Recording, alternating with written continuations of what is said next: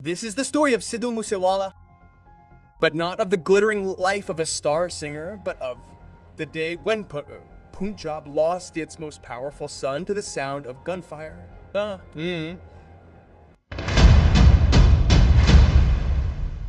This is the story of a murder that didn't happen suddenly. Not the result of a quarrel or anger, but the final act of a long, cold, and deliberate conspiracy. It's also the story of a system that allowed a man to become famous but failed to fulfill its responsibility to keep him alive. And that is why Sidhu Moosewala is no longer with us. Sidhu. Moosewala wasn't just a singer. He was the voice of Punjab. A voice of anger, pride, and challenge. His songs resonated from village streets to stadiums abroad. But along with that voice, a shadow also grew around his name. As quickly as his fame rose, danger silently approached him. On the afternoon of May 29, 2022, Jawahar, a small village in Punjab's Mansa district, had no high security zone, no police cordon, no VIP movement. A black Thar was slowly moving along the village road. Inside the vehicle was Sidhu Moosewala. He had no bulletproof car, no government security. Until a few months ago, the man who was accompanied by 4 policemen was now traveling alone. He had friends and trust, but he lacked the security that could shield him in case of an attack. This loneliness wasn't limited to that vehicle. It had become a part of his life for the past several months. Thousands of people on stage during the day, threats over the phone at night. Applause during the day, warnings at night.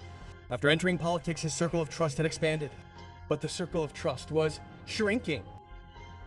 The distinction between a friend and a person standing nearby was no longer clear. The faces he had trusted yesterday were now shrouded in suspicion. Sidhu Moosewala knew that his name was being discussed among gangsters. He realized that threats weren't just issued to intimidate, but he also believed that perhaps the system would support him in time. Perhaps security would become his greatest shield. It was this confidence that gradually eroded. A few kilometers away, on the same road, 2 vehicles were already present, a white color and a Bolero. This was no coincidence. This was a wait. A wait decided after days of reconnaissance, hours of planning, and the consensus of many people. The day Sidhu would leave, the time and the vehicle he would use, everything had been noted. The attack wasn't sudden, it was a pre-scripted scene. As soon as the Thar slowed at a turn, the 2 vehicles surrounded him. The road was blocked from the front, the rear, and there too. The road stopped for a few seconds. Whoever was nearby didn't have a chance to understand what was happening. And then the gunfire began. One bullet after another without warning. So many bullets that the vehicle was riddled with bullets. So many that no escape was left. This wasn't an ambush. It was a decision by the police that Sidhu Moosewala must not be left alive. Within minutes, everything was over. The car's windows were shattered, blood was on the road, and Punjab's biggest singer lay slumped to the ground. People rushed to help. He was rushed to the hospital, but the doctors had only one word to say. Sidhu Moosewala is no more. No more.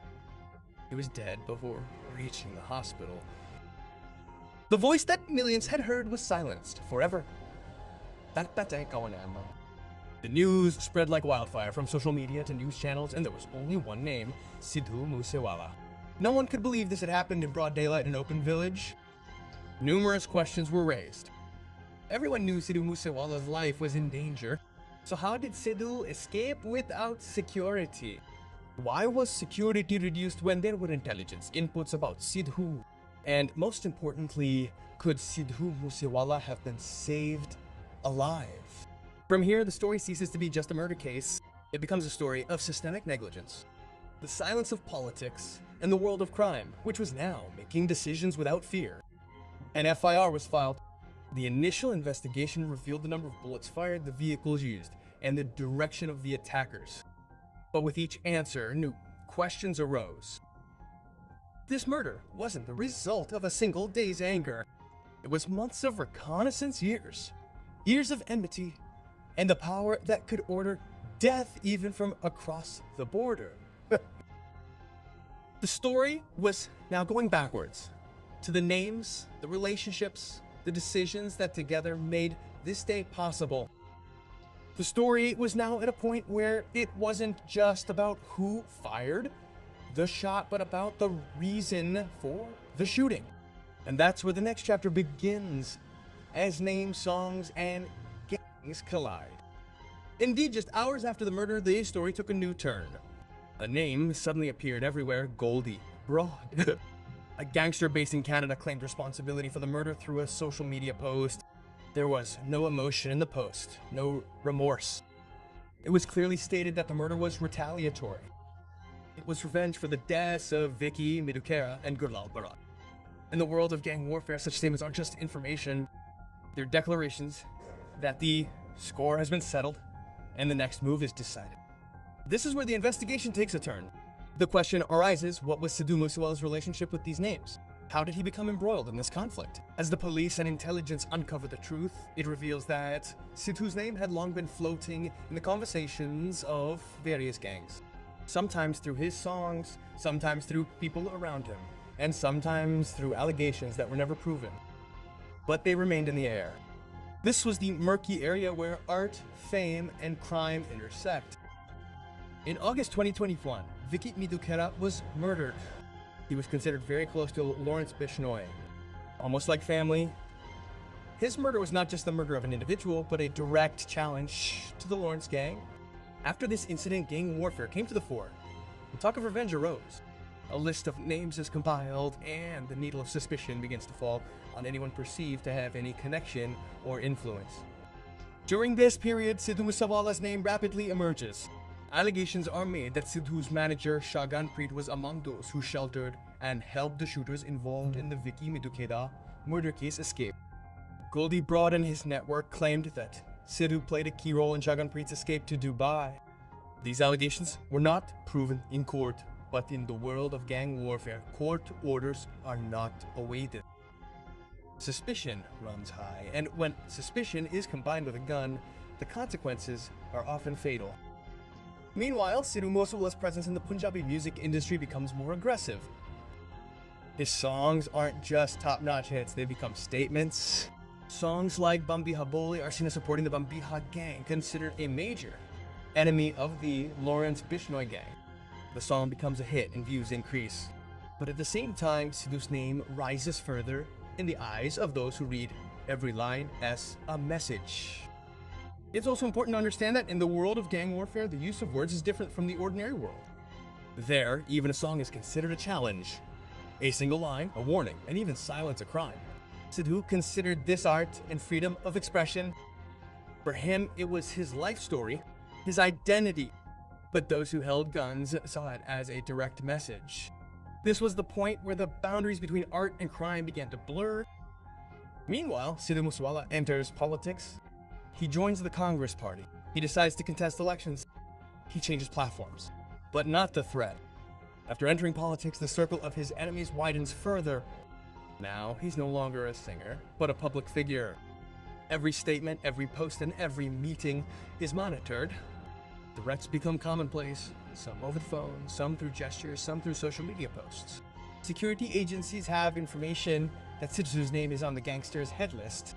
On this basis, he is also given security. But receiving security wasn't the end of the threat. It was merely confirmation of it. Sidhu knew he was a target, yet he remained there, unflinching, unabashed, and on his own terms. Perhaps this was his strength, and perhaps his greatest weakness. Because in a world where compromises are a prerequisite for survival, being straightforward often carries the greatest risk. As time passed, the atmosphere around Sidhu grew increasingly heavy. Friends dwindled. Warnings increased. Despite his security, he began to feel isolated. He knew a larger conspiracy was afoot, but perhaps no one could have predicted when and how this conspiracy would unfold. And from here, the story moves to the turning point where an administrative decision gives the entire conspiracy the opportunity. The story had reached a point where the guns were ready, people were prepared. All that was left was a mistake. This mistake wasn't the gangsters, it wasn't the shooters, it was the systems. In early 2022, the Punjab government decided to reduce the security of hundreds of VIPs. On paper, this decision was taken in the name of equality and public interest, but its impact on the ground was astronomical. Among those removed from security was Sidhu Musewala. 2 of the 4 policemen accompanying him were removed. And even more seriously, the list of those whose security was withdrawn was also made public. Now consider this decision in its entirety. The very agencies that had input that Sidhu was on the gangsters' hit list leaked information that he was virtually without security. In the world of gang warfare, this was nothing more than a major invitation. This wasn't just information, it was a green signal, signaling that if Sidhu Musewala was to be killed, the path was clear. The investigation also revealed that Sidhu Musewala could have been murdered, even before May 29th. He had gone out without security on May 27th, 2022, the shooters were already prepared, and the reconnaissance was complete. They were even chased. But suddenly, Sidhu changed his route. He went to the court and left in another vehicle. No alarm went off that day, no system was activated. It was just fate. However, the plot didn't stop. It was only postponed for 2 days. On the afternoon of May 29th, everything was planned. The place was fixed, the time was fixed, the vehicles were fixed, and the outcome was also predetermined. 2 vehicles, a cola and a blue, as we mentioned, were already present on the village road. Sidhu arrived and died on the spot. So many bullets were fired. Even the vehicle was riddled with bullets. No one had a chance to escape. This was not an attack carried out in anger, but a professional hit. The investigation revealed that the weapons were not local. Some were imported from abroad, sent from across the border via drones. Even under-barrel grenade launchers were kept ready, so that even if bullets failed, Sidhu Musewala would not survive. In other words, the plan wasn't just to kill him, it was to ensure his death. Every angle was covered. Every mistake was covered. After the murder, the police launched a swift investigation. Arrests were made in various states. The interrogation revealed a chain. Who conducted the wreck chain? Who provided the vehicle? Who supplied the weapons? Who provided shelter? Who gave orders from abroad? This wasn't the crime of one person, it was the crime of a network. More than 24 names were involved in this case. Some were on the front lines, some in the back end, some were shooting, some were making calls, some were making calls. The case reached court and a charge sheet was filed. Goldie Brand, Lawrence Bishnoi, and many other names associated with his network were put in the dock. The legal process began. Dates were fixed, arguments were made, but outside the courtroom, a court continued to function. It was the court of the people. Questions were raised. Could Sidhu Musewala have been saved alive? Was the decision to remove security hasty? And was the release of the case an administrative mistake or deliberate negligence? Among these questions, the most significant was the image captured less by cameras and more by the eyes. A father who removed his turban from his son's body. He once dressed his son like a groom for his final farewell. This wasn't just grief, it was a picture of broken trust.